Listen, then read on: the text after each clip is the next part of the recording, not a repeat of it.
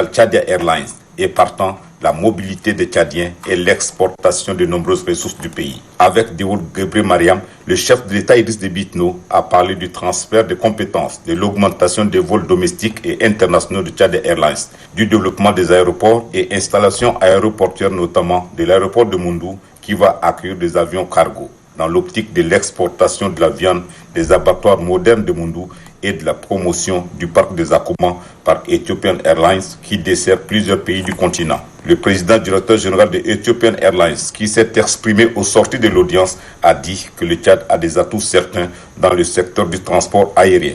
C'est pourquoi sa compagnie, qui a une expertise avérée dans ce secteur, s'est engagée à ses côtés. Dewoul Gebre Mariam, de rassurer les voyageurs que Tchadia Airlines offre des meilleurs services comme Ethiopian Airlines, lesquels se résument en confort, sûreté, sécurité et ponctualité. Faire de l'avion un moyen de désenclavement du Tchad et un moyen de déplacement accessible aux Tchadiens est un vœu ardent du chef de l'État Idriss Déby Itno. L'on se souvient encore de la rencontre qu'il a eue avec les techniciens de l'autorité de l'aviation civile et ceux du ministère de tutelle le 25 novembre dernier, au cours de laquelle il a ordonné la réduction des taxes d'atterrissage des avions et par ricochet celle des billets d'avion. Le projet de loi portant budget général de l'État pour l'exercice 2020 vient d'être adopté par les élus du peuple. Plusieurs sujets ont également été abordés au cours de ce débat parlementaire ayant abouti à son adoption. La Chagbe Babame Désiré. Au troisième jour du débat parlementaire sur l'examen du projet de loi portant budget général de l'État pour l'exercice 2020, les élus du peuple s'interrogent sur la ligne allouée pour l'organisation de différentes consultations électorales et la prise en compte du statut des partis politiques de l'opposition. Les questions liées au passeport, à la carte d'identité et les permis de conduire n'ont pas été occultées par la représentation nationale. L'Assemblée nationale s'intéresse également sur les recettes de la cimenterie de Baouré dans le Mayo-Kébi Ouest et les péages. Les élus du peuple insistent en outre sur la mise en pratique du programme budget. Chaque chef de département ministériel est appelé à défendre son budget de fonctionnement devant la représentation nationale. S'agissant des pensions de fin de mandat des députés, le premier vice-président de l'Assemblée nationale sollicite des clarifications. L'Assemblée nationale s'est dit également choquée par la sollicitation des expertises étrangères au détriment des locaux quant à l'exécution de certains projets. Ces expatriés sont chèrement payés. Autre question, non des moindres, évoquée par les élus du peuple, l'épongement des dettes intérieures, le financement des objectifs de développement durable et la relance de la filière coton qui éprouve des difficultés sur le terrain. C'est à l'issue de ces débats que l'instrument financier de l'État pour l'exercice 2020 a été adopté par les parlementaires. Je le disais à l'entame de ce journal, nous recevons ce soir M. Tahir Hamid Nguila, ministre des Finances et du Budget. Monsieur le ministre, conformément à la loi fondamentale consacrant la 4e République, l'examen de la loi de finances devrait se faire sur la base du budget programme. Dites-nous, qu'est-ce que le budget programme? Merci beaucoup, madame. Le budget programme, c'est un mécanisme de budgétisation qui veut que toutes les dépenses qui se font dans un ministère soient regroupées sous une même ligne, sous un même chapeau, qui est le programme. Et un programme qui sous-tend un certain nombre d'actions et avec des résultats et des cibles à atteindre. Voilà, au lieu que ce puisse se faire comme de tradition, des lignes qui étaient là sans qu'il y ait des objectifs définis et arrêtés. Nous sommes dans le processus de passage au budget programme, c'est des directives de la CEMAC, et pour ce qui est du cadre, nous allons complètement passer sous mode budget programme en 2022. Dans les discussions générales, les députés ont particulièrement mis l'accent sur le retard accusé pour l'élaboration de cet instrument financier de l'État pour l'exercice 2020. Pourquoi ce retard alors que le dit document devrait être déposé sur le bureau du président de l'Assemblée nationale en octobre dernier? Merci beaucoup, madame. Ce budget, nous l'avons quelque part sciemment pas déposé parce qu'on avait des discussions qui n'étaient pas terminées. Nous avions convenu déjà en mars 2018 avec la Banque mondiale de convenir d'un mécanisme de stabilisation des recettes pétrolières et que s'il y a un mécanisme nous pourrions bénéficier d'un appui budgétaire de 100 millions de dollars. Jusqu'en septembre, on ne s'est pas entendu avec la Banque mondiale sur quel mécanisme adopter. Ils avaient leur propre idée, nous avions la nôtre. Et en octobre, nous avons eu un arbitrage du chef de l'État et qui nous a donné la conduite à tenir. Et c'est ainsi que, fort de cela, nous sommes partis à Washington lors des assemblées de printemps du FMI et de la Banque mondiale. Nous avons discuté avec la Banque mondiale et nous sommes tombés d'accord techniquement sur un document conforme aux instructions et aux orientations du chef de l'État. Et nous sommes rentrés avec les équipes même de la Banque mondiale ici à N'Djamena.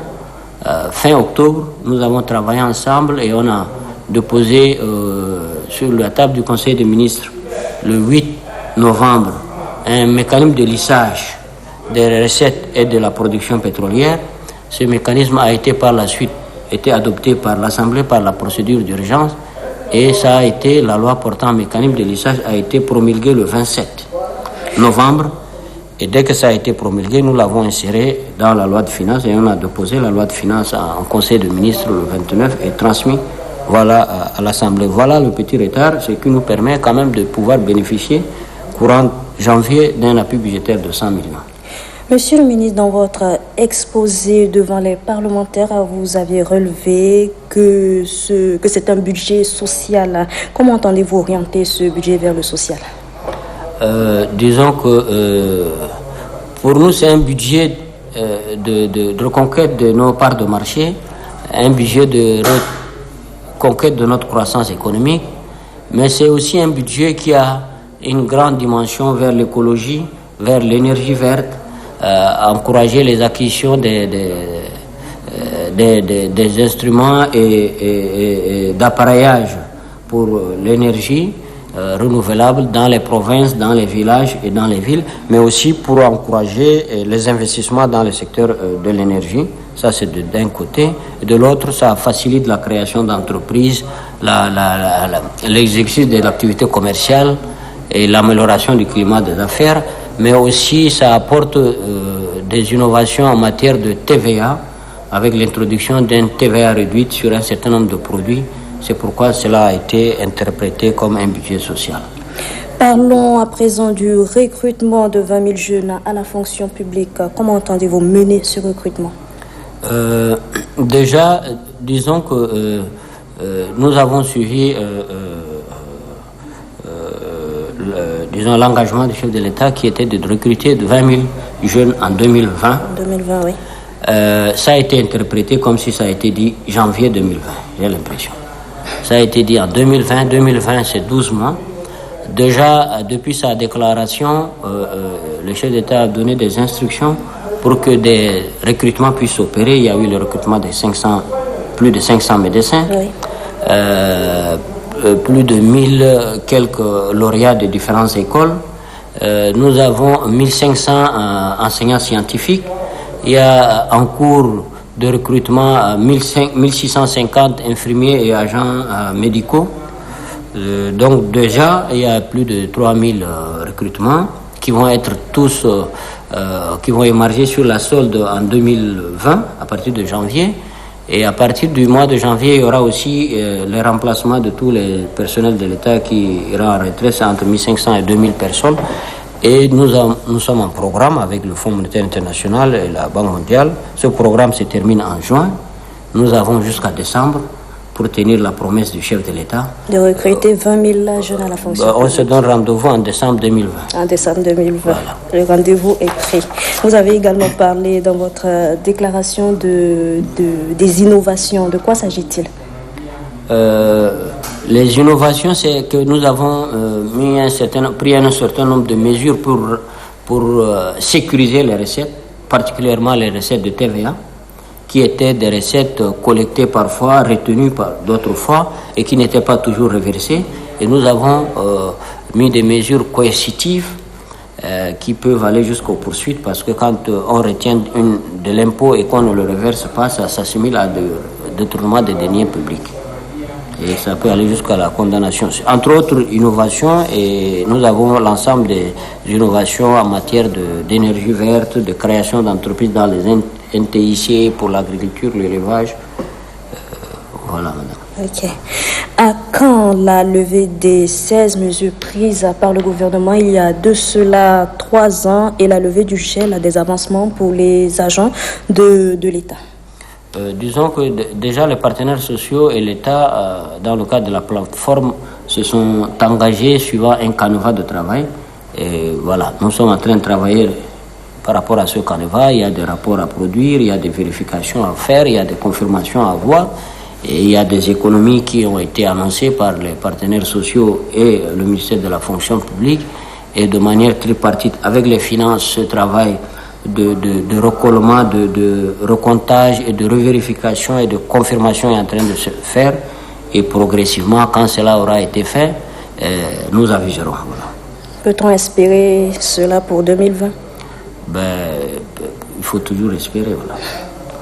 2020 est une année de consultations électorales. Quelle est la rubrique dédiée pour l'organisation de ces élections dans la loi de finances pour l'exercice en cours? Est-ce que l'État comptera seulement sur ses partenaires? D'abord, l'année électorale, c'était 2019. Pour des raisons d'agenda, de calendrier, il y a eu un glissement.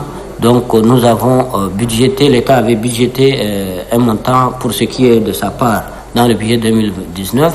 Ce montant est sanctuarisé, c'est-à-dire que c'est disponible en termes d'engagement et de ligne. Sur 2019, nous n'avons pas jugé utile de reprendre ça en 2020 parce que c'est les fonds sont là. Voilà, les titres de paiement sont disponibles au Trésor. Pour ce qui est des partenaires, ils vont participer jusqu'à ce que les informations que nous avons jusqu'à là, c'est qu'ils vont participer autour d'un tiers ou bien plus à ces consultations. Monsieur le ministre des Finances et du Budget, nous arrivons au terme de cet entretien. Avez-vous un mot de fin? Je vous remercie.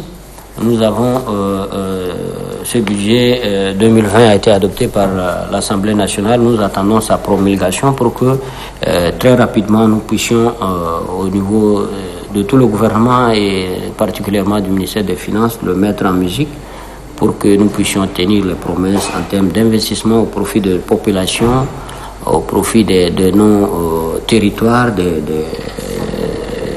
reprendre les activités, les chantiers, les routes, tout ce qui a été prévu dans le cadre de ce budget. Je pense que ça va être une année de remontée en puissance et de remontée progressive de notre croissance économique. Monsieur le ministre, merci. Merci beaucoup, madame. Pour rappel, chers téléspectateurs, nous venons de nous entretenir sur ce plateau avec monsieur Tahir Hamid Nguilin, ministre des Finances et du Budget. Passation de service cet après-midi entre les directeurs généraux sortants et entrants du ministère de l'économie et de la planification du développement. Le directeur général Nassou Bahar Mamata Itno et son adjointe Royumta Madingue ont officiellement pris service. Le point avec la Chagbe, Papa Médésiré. Nassour Bar Mohamed Itno et Royumta Madingue, respectivement directeur général et directrice générale adjointe, sont officiellement installés dans leurs fonctions au ministère de l'économie et de la planification du développement. C'est l'inspecteur général du dit ministère qui a procédé à l'installation. La directrice générale adjointe sortant, Ramada Abdrahim Ndiaye, qui salue la franche collaboration de ses collègues pendant l'exercice de ses fonctions, les exhorte à garder le même élan. Le directeur général entrant mesure la tâche qui l'attend. Les attentes sont nombreuses, le chemin également est long, mais avec la collaboration des uns et des autres, je n'ai vraiment aucun doute quant à votre compétence, votre disponibilité et pour avoir vraiment des résultats. De son côté, l'inspecteur général du ministère de l'économie et de la planification du développement, Mohamed Brahim Madir, invite les récipiendaires à assumer les responsabilités avec loyauté. Le président de la République, chef de l'État,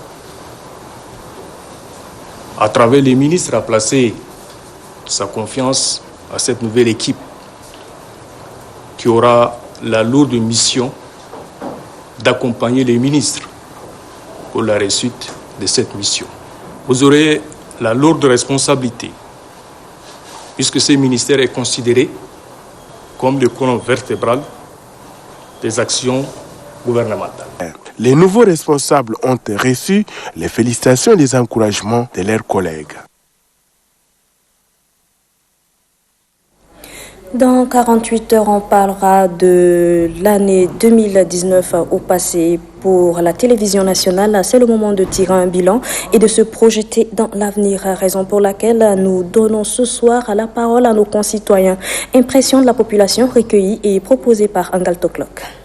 Je peux dire qu'on tire un bilan un peu positif par rapport aux années antérieures. On a bien qu'on a enregistré des cas de l'autre des attaques et autres dans la province de Lac et dans les autres régions aussi. Mais quand même, par rapport aux années antérieures, il y a un peu d'amélioration. Je veux la paix, rien que la paix, surtout dans les zones périphériques et particulièrement dans les villages, les problèmes intercommunautaires. Cette année, il y a beaucoup de cas, surtout en ce qui concerne le paludisme. Sur ce point, je pense que l'État doit faire quelque chose, peut-être trouver des solutions qui pourra aider la population. En 2019, on a vu beaucoup de choses. Le président de la République a investi dans le pays. Il a fait beaucoup les rues. Actuellement, il y a le pont à 4 voies, je ne sais pas. Il y a la route de double voie. Donc, nous, on est contents. Les bonnes choses, c'est ce qu'on est en train de voir, la construction des routes. Et puis les Tchadiens, ils sont en train de comprendre un peu les choses pour éviter les problèmes entre les familles et puis entre Nous voulons qu'il faut que les Tchadiens sachent qu'on ne peut pas résoudre le problème avec des problèmes. Moi, j'aurais aimé que l'année 2020 qui va venir là, il faut que le gouvernement songe à rétablir un peu le salaire des fonctionnaires. Parce que sans l'argent, tout est arrêté. C'est d'abord rétablir la ligne de l'intégration. Puisque dans la loi finance 2019 de fin d'année qui va être adoptée, il faudrait mettre une ligne d'intégration. Ce que je leur demande, c'est de continuer à mettre vraiment la patte et faire en quelque sorte qu'il n'y ait pas de grève, qu'il n'y ait pas de perturbations, pour nous permettre d'avancer. Le gouvernement a parlé de ça, il dit qu'il va diminuer le prix d'achat, mais jusqu'à maintenant, il n'a pas diminué. Et nous voulons, nous les populations, nous demandons au gouvernement de vérifier le commerce à l'intérieur de notre pays. Le chef de l'État a dit qu'il faut qu'on change le sport. Puis nous voulons qu'il va appuyer plus que ça. Notre appui que nous voulons, c'est beaucoup sur les moyens financiers et moyens techniques. C'est technique parce qu'il faut avoir des techniciens dignes de leur nom. Donc c'est ça notre primordial. Il y a des entreprises sur place, ça demande de venir au secours pour qu'ils vont sponsoriser l'équipe nationale et les clubs de N'Djamena aussi. L'Agence pour l'énergie domestique et environnement, en partenariat avec la coopérative FINADEV, forme depuis ce matin les femmes transformatrices des aliments à faible revenu sur l'accès au microcrédit et aux énergies domestiques. Les travaux de la dite formation ont été lancés par le directeur général de FINADEV, Kalia Gavotna. L'Agence pour l'énergie domestique et l'environnement est résolue à mettre en musique la stratégie nationale du gouvernement en matière d'énergie domestique et la préservation de l'environnement. En partenariat avec la FINADEV, cette agence forme les femmes transformatrices des aliments à faible revenu en éducation financière et à l'accès aux énergies domestiques.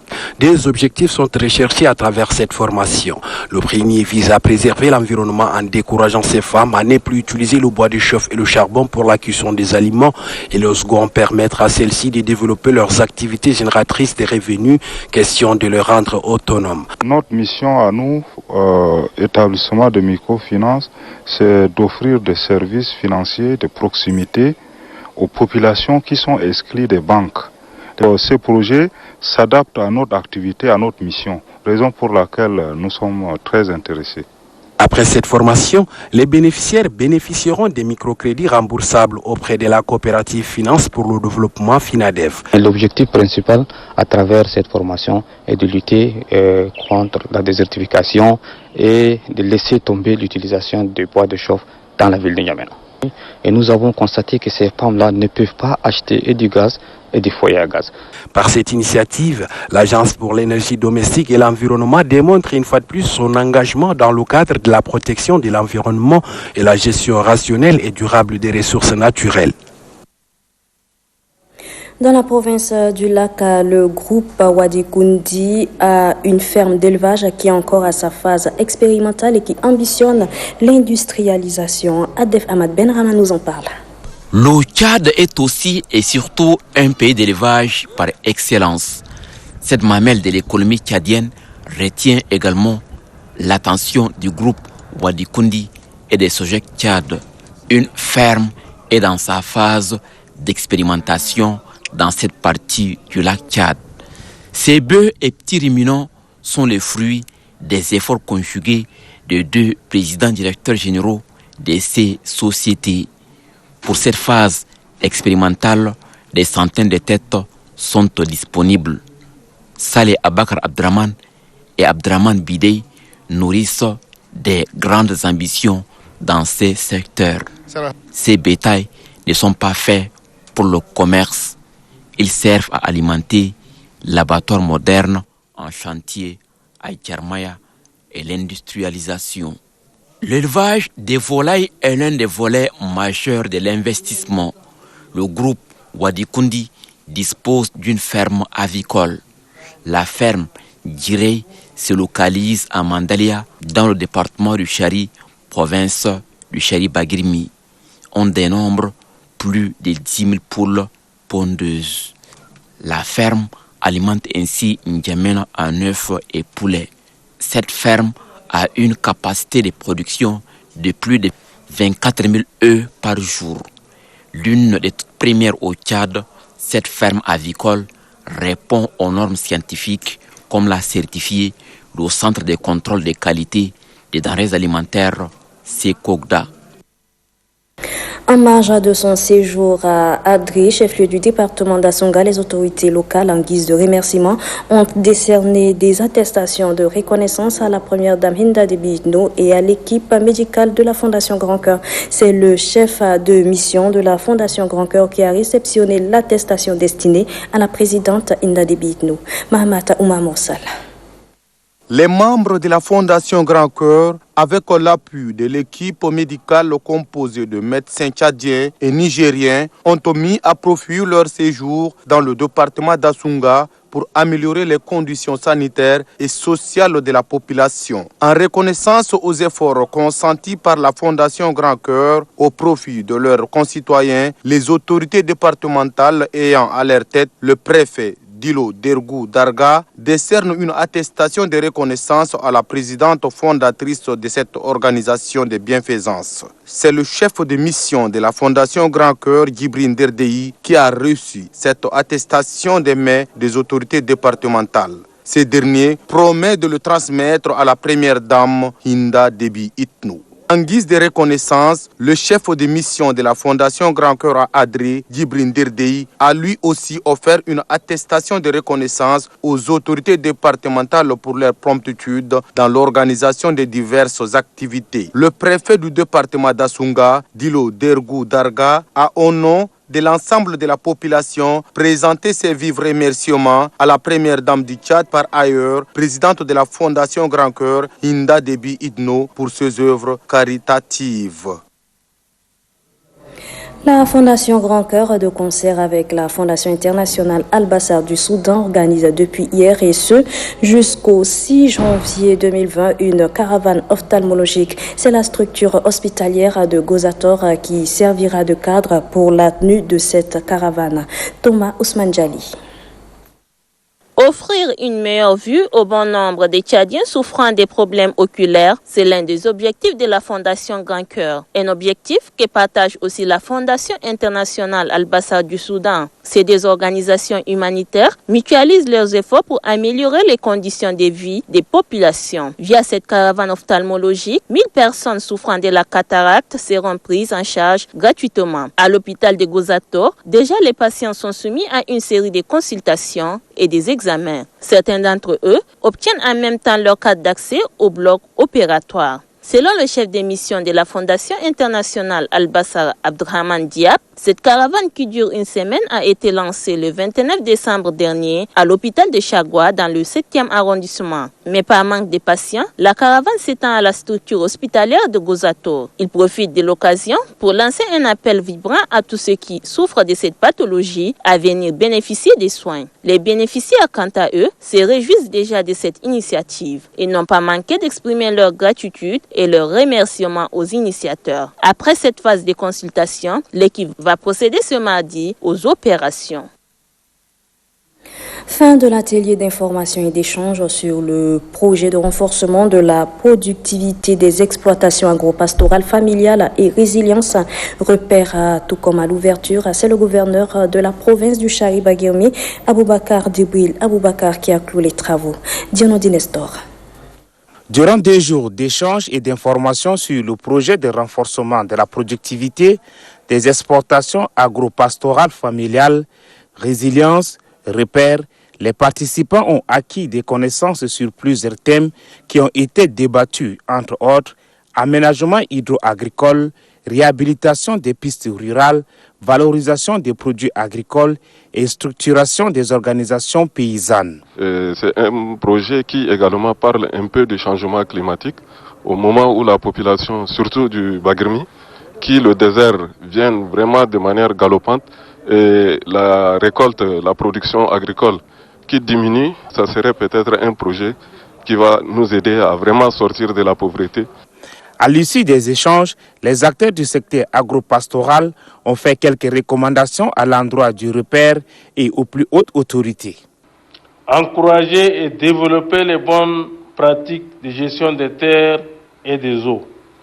Associer et impliquer les délégués provinciaux et les services déconcentrés à l'élaboration et à la signature des protocoles de collaboration pour mieux réaliser les activités demandées par le projet. Ces assises ont permis d'échanger et d'informer plus de 120 acteurs du secteur agro-pastoral. Le gouverneur de la province du Chari-Bagirmi, Dr Aboubakar Dibril Aboubakar, affirme que cela est le fruit d'une véritable mutuation des efforts entre les uns et les autres. Le gouverneur de remercier par la même occasion le FIDA et le Fonds vert climat qui ont su accompagner le repère dans ces démarches. Et puis, la population de N'Djamena Guidi, dans la sous-préfecture de Ligna, vient de bénéficier d'un château d'eau, une œuvre de l'ONG IANE en collaboration avec l'association Ayada Al-Ikwa. Le dit château a été inauguré hier en présence des autorités civiles et traditionnelles du village. Idriss Omar Idriss. Peuplé de plus de 3000 habitants, le village dénommé N'Djamena Guidi est confronté au problème d'eau potable. C'est pour pallier à ce problème vital que l'ONG turque Diyanet a construit un château d'eau d'une capacité de 14 mètres cubes au profit de cette population. Celle-ci est comblée et manifeste sa joie. Notre objectif est de soutenir le processus du développement du Tchad que vive son Excellence Idriss Déby Itno. À la population de N'Djamena Guidi d'entretenir cette œuvre qui est le cadeau de vos frères turcs. Pour le secrétaire général de la sous-préfecture de l'Union, cet acte accompagne la politique de l'État qui vise à satisfaire la population en eau, raison pour laquelle il y a lieu de se réjouir de cette aubaine, affirme le chef de village de N'Djamena Guidi. Ce château d'eau est réalisé grâce à la coopération tchado-turque qui date de longtemps. Notre pays, la Turquie, est toujours à côté du Tchad pour l'accompagner dans sa politique de développement. Cette coopération date de plus d'1 siècle et c'est dans l'intérêt des deux pays. L'ONG Diyanet n'a pas seulement offert de l'eau à N'Djamena Guidi, elle a aussi encouragé les mémorisateurs des Saint-Coran dans cette localité et aussi remettre des cadeaux aux couches vulnérables et aux orphelins. Afin de mieux entretenir l'espace circonscrit de ces châteaux, quelques plans sont mis en terre pour rendre verdoyant cet environnement. Suite à un incendie de grande envergure qui a eu lieu depuis quelques jours déjà dans la province du Borkou, le gouverneur Ali Maïdé Kébir, accompagné des membres de l'association pour le développement du Borkou, a effectué le déplacement pour compatir avec la population sinistrée. Dido Adoumakim. L'objet de son déplacement est relatif à l'incendie d'origine inconnue qui a ravagé plus de 5000 pieds de palmiers dattiers et plusieurs jardins de cultures maraîchères appartenant à de nombreuses familles composées de veuves et orphelins, mais aussi et surtout la seule économie de la province. Pour compatir et venir en aide à cette population victime, le gouverneur de la province du Borkou, le général des divisions Ali Maïdé Kébir, accompagné de membres de l'association pour le développement du Borkou, a porté main forte aux sinistrés par un don composé d'une enveloppe et d'une vingtaine de sacs de mil. Saisissant cette opportunité, le gouverneur de la province du Borkou, Ali Maïdé Kébir, a lancé un SOS au gouvernement du Tchad et ses partenaires, aux ONG et associations, à la Fondation Grand Cœur et aux personnes de bonne volonté de venir en aide à cette population en détresse. Le préfet du département de Borkou Yala, Abakar Ali Dohoman, les délégués de l'action sociale Amata Mahamata Idriss et Kébir Ali Tidei, membres de l'association pour le développement, se sont relayés pour présenter leur profonde gratitude au gouverneur de la province du Borkou d'avoir volé au secours à cette population qui a perdu sa seule source de revenus. Dans la province du Guéra, le gouverneur Paul Bainadoum Gartelbaï a présidé samedi dernier la cérémonie d'intronisation du chef de canton de Dadjo Sud, Abdoulaye Issaka Sarwa. Le film de la cérémonie avec Abdel Hadi Mohamed Saleh Babayaro.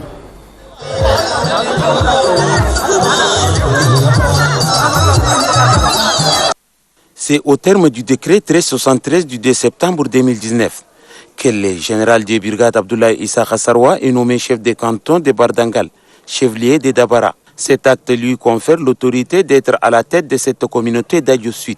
Son intronisation est placée sous le leadership du gouverneur de la province du Guéra, Paul Bainadoum Gartelbaï. Cette autorité administrative du Guéra avait à ses côtés les autorités administratives, civiles, militaires, et plusieurs autres invités des marques venus de l'intérieur et du pays du Soudan. Les présidents du comité d'organisation Abakar Alamin Diaza et les présidents des jeunes d'Adjo, Adam Ibrahim, se sont relayés pour exprimer leurs vifs remerciements aux invités de cette rencontre, installant officiellement le tout premier chef de canton de Dadjo Sud, le préfet du département de Mongo, Abadjidi, et le gouverneur de la province du Guéra, Paul Bainadoum Bartelbaï, ont invité les chefs de canton d'Adjo Sud à collaborer avec les autorités et autres chefs traditionnels et religieux. Sa Majesté, le général Issaka Sarwal, de traiter toutes les composantes de son canton avec étiquette, avec droiture, de considérer toutes les composantes de son canton comme étant ses sujets, de ne pas faire la différence entre telle ou telle tribu. Le nouveau chef de canton de Dadjo Sud, le général de brigade Abdoulaye Issaka Sarwa, remercie les plus hautes autorités pour la confiance placée à sa modeste personne. Il s'agit d'un jalon dans notre marche irréversible vers notre progrès économique, social et culturel sous l'impulsion de son Excellence, le président de la République, Idriss Déby, dont la restructuration du canton d'Adjo 1 en 3 entités cantonales ne vise pas à nous diviser. Le nouveau chef de canton de Dadjo Sud, le général de brigade Abdoulaye Issaka Sarwa, est né le 10 décembre 1965 à Abéché. Il a effectué ses études primaires à l'école foyer d'Abéché et les secondaires au lycée de Bilting, avant d'occuper plusieurs postes de responsabilité. Il est marié et père de 17 enfants. Une autre intronisation, celle du chef de canton de Ninga dans la sous-préfecture rurale de l'Aïe dans la Tandjilé. Il a été intronisé puis installé par le préfet du département de la Tandjilé-Est. Le point avec Mbarido Talou.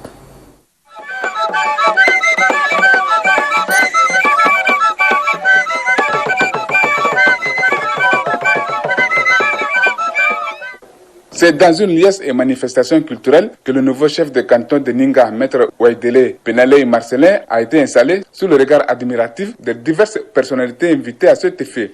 Intronisé par le chef de terre de Ninga, Kiga Wagia, puis confirmé et installé par le préfet du département de la Tangile-Est, Palaye Gentil, qui a par ailleurs tracé une sorte de feuille de route au nouveau chef. Le sous-préfet de l'Aïe rural, Mohamed Kamis, et le président du Haut Conseil de collectivité autonome de chefferie traditionnelle, Tamita Djidingar Ngarbaroun, ont, dans leur allocution, encouragé Waidele Penalei Marcelin à assumer sa mission dans la justice sociale. Le 5e et nouveau chef de canton de Niga, Maître Waidele Penalei Marcelin, se fixe quelques objectifs. Projet, c'est celui de la scolarisation des enfants en âge de scolarité, naturellement. J'ai cru comprendre que le CSG de Niga est fermé faute d'élèves. Et ça, c'est quand même très grave. Le nouveau chef a eu droit à quelques cadeaux et accolades. Le gouverneur de la province de la Tangile, Ngarboudji Maître Jacob, insiste sur la culture de la paix et met en garde les démons de la division, les artisans de conflits intercommunaux, ceux qui cherchent à se rendre justice eux-mêmes. 3000 hectares, telle est l'étendue de la ferme agricole du groupe Wadikundi et de la société Sojek Tchad dans le lac Tchad.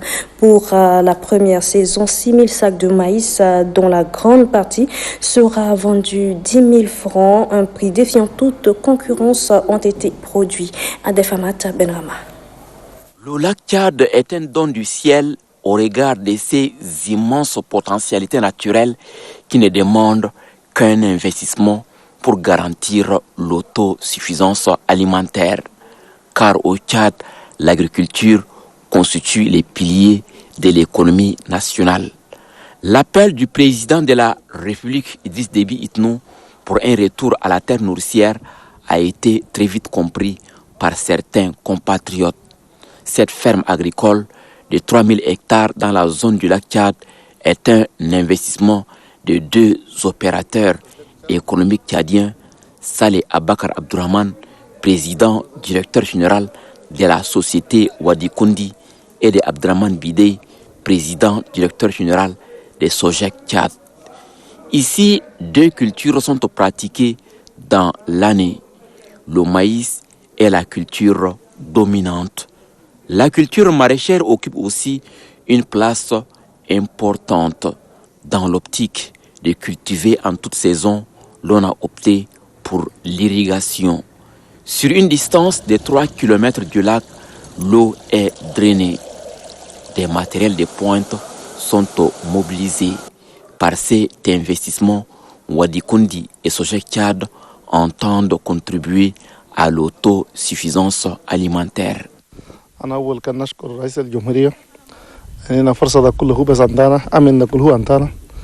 Nous tenons avant tout à remercier très sincèrement le président de la République de nous avoir donné l'opportunité. Nous avons bien compris l'appel du chef de l'État qui a demandé ou qui a conseillé à ses compatriotes de retourner à la terre nourricière pour notre autosuffisance alimentaire. De ce fait, nous sommes toujours derrière le gouvernement et prêts à soutenir sa politique de développement. Cet échantillon de maïs est le fruit des efforts conjugués de Wadikundi et de Sojek Tchad. Cette année, 6000 sacs de maïs sont produits. Une partie de cette récolte est mise à la disposition de la population de ces villages du lac. 4000 sacs seront mis sur les marchés en N'Djamena avec un prix défiant toute concurrence. C'est du social. Le sac sera vendu à 12 500 francs CFA.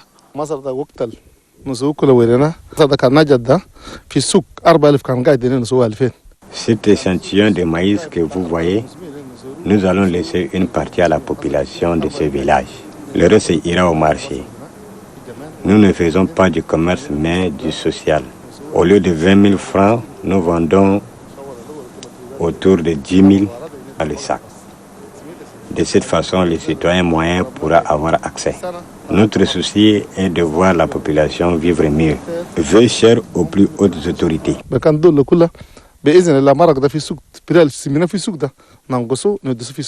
Bien d'autres cultures sont pratiquées dans ces périmètres agricoles.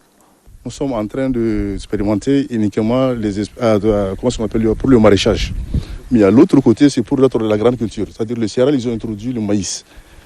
Parmi les maraîchages qu'on est en train de faire, nous avons pommes de terre, nous avons les oignons, nous avons la fève, le piment, et puis d'autres variétés aussi nous sont en train d'expérimenter.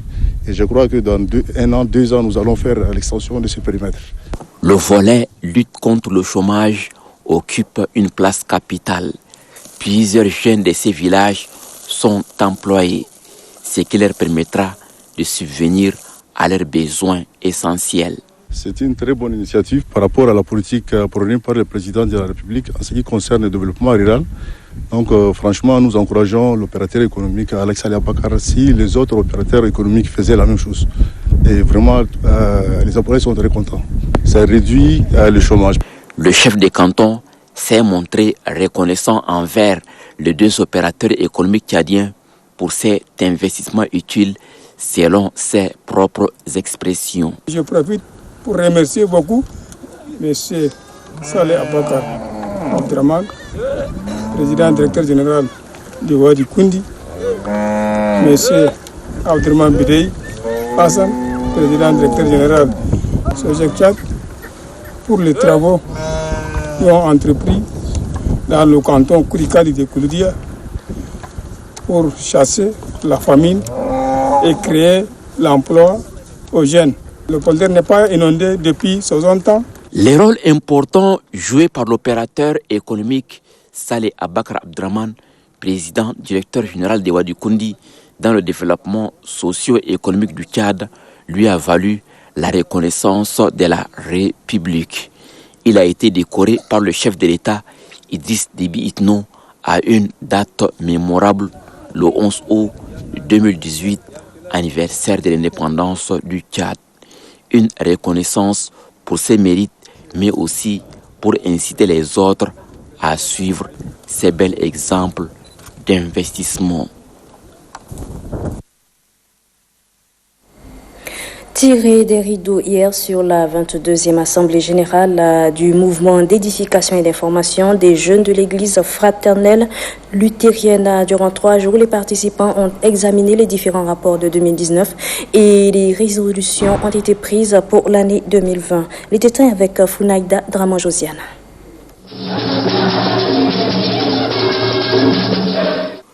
À la suite du thème « Remets ton sort à l'Éternel » tiré de la Bible, le pasteur Djem Tchali a lu les psaumes 40, versets 5 à 6. Texte qui parle de la bonté, de l'amour et de la fidélité de Dieu face à la limite de l'homme, a martelé le pasteur. 3 jours durant, les participants ont examiné les rapports moraux, financiers et statistiques des différents consistoires. Lesquels rapports ont conduit au diagnostic complet de la vie du mouvement et de ses organes. Après analyse, des résolutions ont été prises pour l'année 2020. Il s'agit de l'organisation d'un camp biblique décentralisé, d'une journée de prière, d'un dimanche avec les jeunes et la mobilisation d'un fonds pour le grand projet de ce mouvement, a souligné Salanga Sumboutna Justin, président national du mouvement des jeunes de l'église fraternelle luthérienne. Ponga Youssouf, vice-président de la dite église, a salué le courage de ces jeunes avant de les bénir et les a exhortés à mener à bien l'œuvre de Dieu. Abakar Youssouf Zaïd, conseiller économique, représentant du délégué général auprès de la commune de N'Djamena, s'est, lui, félicité du choix porté sur la cité capitale pour abriter cette assemblée. Et lui, de rassurer les fidèles de l'église fraternelle luthérienne du soutien des plus hautes autorités pour l'accompagnement en éducation et en formation. La cérémonie a pris fin par la mise en terre de quelques plans. Sur ce se referme cette édition du journal. Mesdames et messieurs, merci à vous de l'avoir suivi et très bonne suite de programmes sur Télé Tchad.